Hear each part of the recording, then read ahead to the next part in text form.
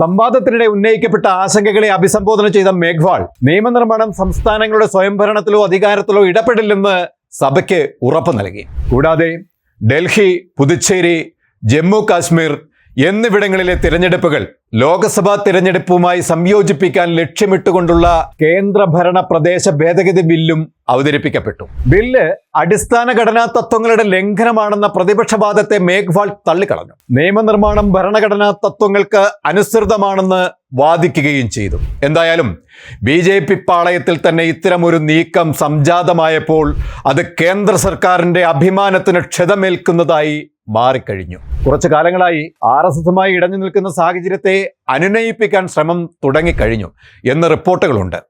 അത് മോദി, അമിത്ഷായുടെ സർവാധികാരത്തിന് നേരെ ഉയർന്നു വന്ന എതിർപ്പിന്റെ സാഹചര്യത്തിനെ ഇല്ലാതാക്കുക എന്ന ലക്ഷ്യമാണ് എന്ന് വേണം കരുതാൻ.